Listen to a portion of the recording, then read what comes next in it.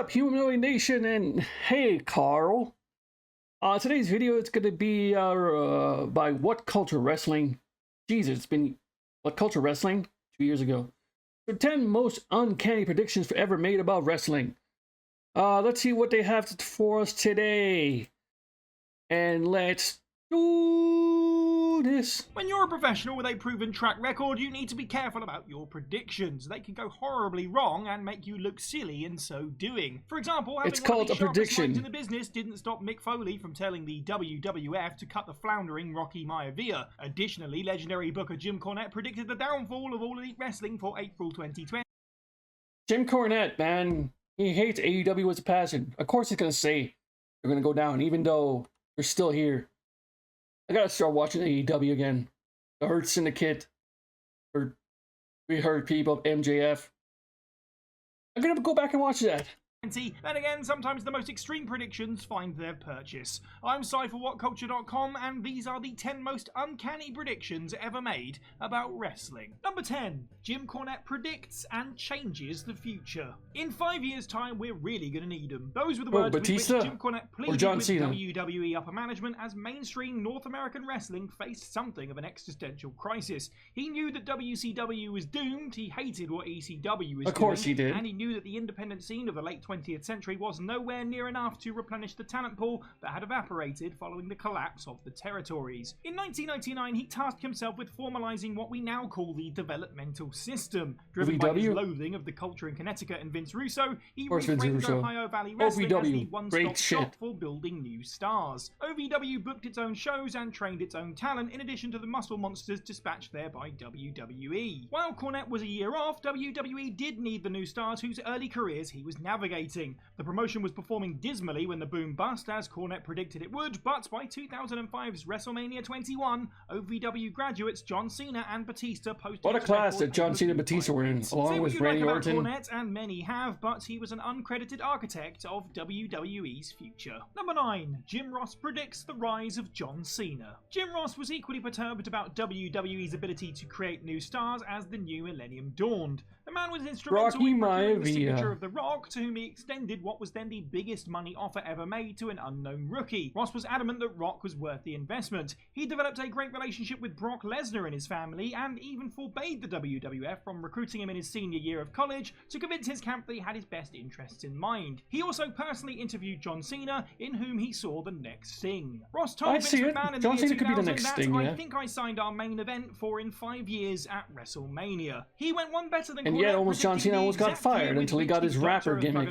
Broke big, and to put over JR even more, we have to remember that the John Cena he spoke to was the prototype, so to say it was the unfinished article would be putting it lightly. Number 8. Paul Heyman predicts the rise of Steve Austin. If mainstream wrestling had listened more carefully to Paul Heyman in 1995, it might not have had to ring up high schools in the northern East United States in a request to stage its shows. When the year 2000 arrives, Paul Heyman wrote for WCW magazine in 1991, "This man will single-handedly dominate the sport." This man was Stone Cold Steve Austin. But he was in WCW, he said that. Okay. Apprehensive about the ability of WCW to build him was actually 2 years late. Seeing Steve Austin with hair is such a trip. 1998, and the use of single-handedly wasn't just Heyman indulging his brand of hyperbole. Austin was the player around which the WWF Steve Austin was the man. Peak of popularity. Proving just how arrogant and detached WWE truly is, they didn't even respect Heyman after Austin broke big, and his better and more popular SmackDown was resented by WWE in 2002. Even Vince McMahon though, Jesus Christ.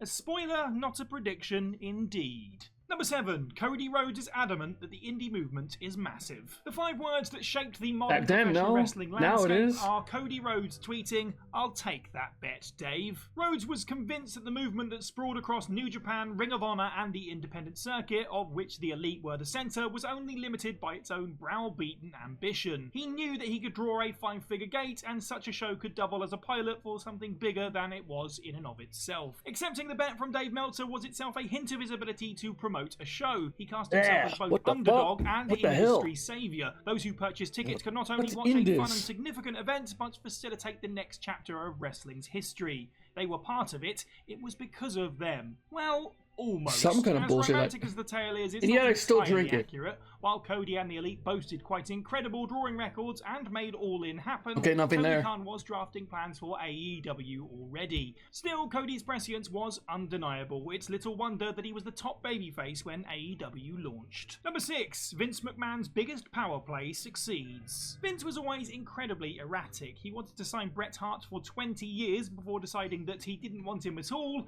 but yeah, what the fuck? He said he had he wants to give him a 20-year contract and then goes like, oh, we don't have the money for that. That's bullshit.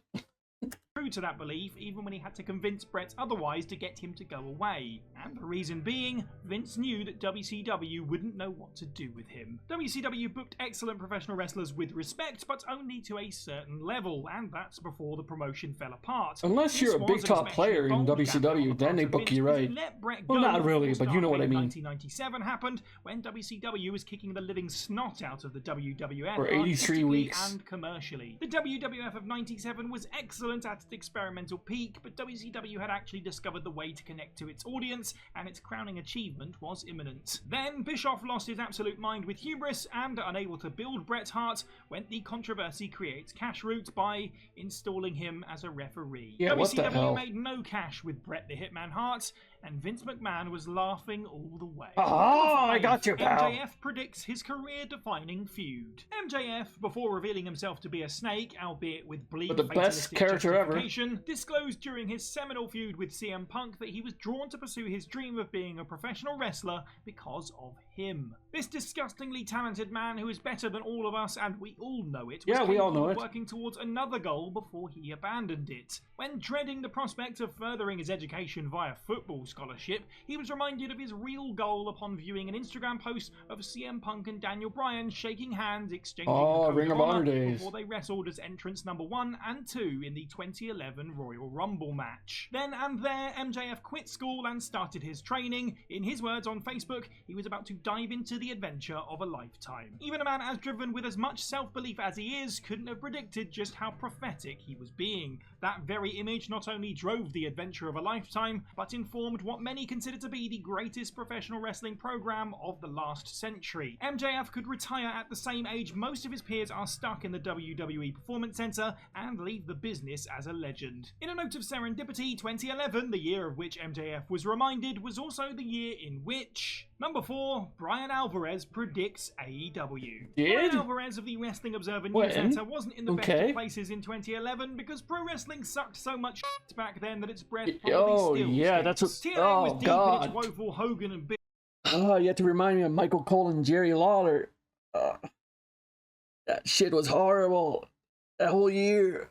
Yoshitatsu.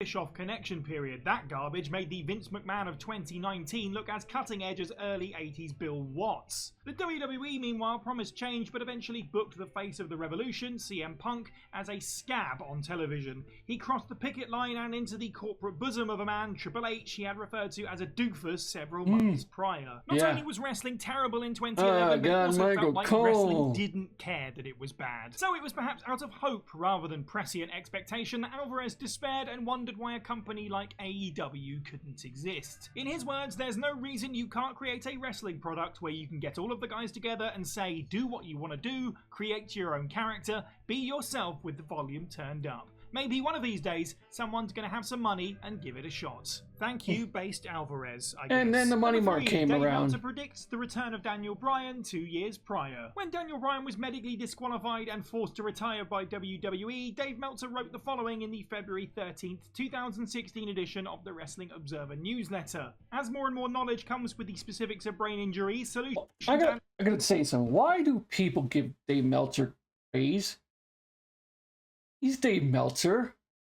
He's not a real journalist. Yes, I said it. He's not a real journalist. I read his stuff, but sometimes he just makes up shit. He doesn't, like, do retractions to stories. You know, like real journalists do. They go like, we like to retract a story. No, Dave Meltzer doesn't do that. Also, again, his 5-star rating system, been around for years.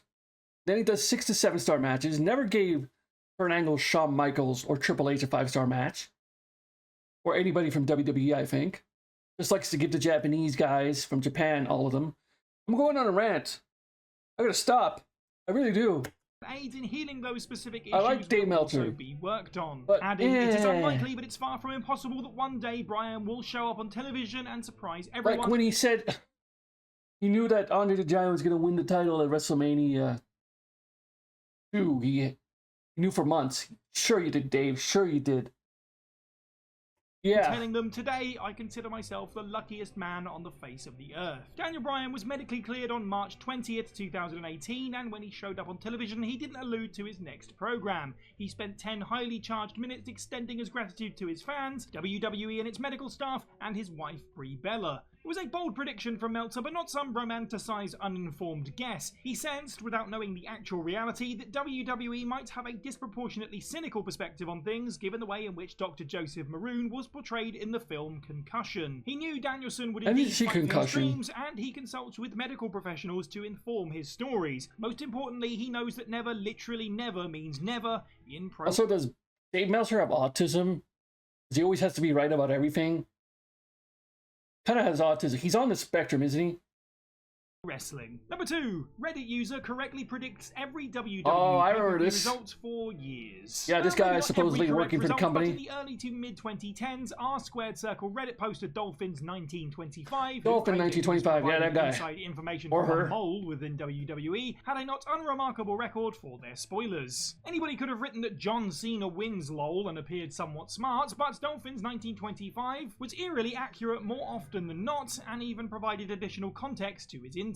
For example, ahead of Payback 2013, he was told that Del Rio vs Ziggler was going to be a bizarre match, and it was. No regulation back and forth, it played with Ziggler's recent concussion to facilitate a rare intra-match double turn. On top of this, Dolphins also warned us all in advance that Roman Reigns was going over Daniel Bryan at Fastlane 2015. His record wasn't perfect. He predicted that Evolution would go over Shield at Extreme Rules 2014. Evolution? May well have been a pure Triple H isn't doing 2 pay-per-view jobs in a row, what are you, stupid kind of guesswork. Yeah. And he had a total nightmare at WrestleMania 30. He then scorched the earth with his sauce in what was a desperate and pathetic bid to save face. So maybe his predictions weren't uncanny, and WWE was simply that predictable. Number 1. Redditors get something right. A cursory glance at one of several 2022 predictions threads on Reddit actually yields something in the way of clairvoyance. User Courageous Donut, which is a fantastic username, predicted that William Regal would sign with AEW and assist their young talents, that Liv Morgan would win a WWE Women's Championship, and that Jay White and Kazuchika Okada would show up in a... Hey, I went on a Dave Meltzer rant. I gotta go on a Jay White mini rant. I don't get it. I don't know why people like Jay White. I find him so bland. People are getting angry right now. Let's hear it. Jay White. Very bland. I can't get into him. I watch him in Japan, some matches in Japan, and Ring of Honor. I don't get it. He's like Will Ospreay to me. Okay, here's my Will Ospreay rant.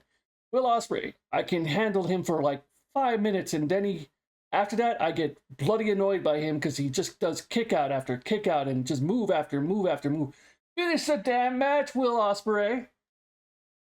Will Ospreay, always 5 to 6 minutes in, I'm cool with it, and then I get majorly annoyed after.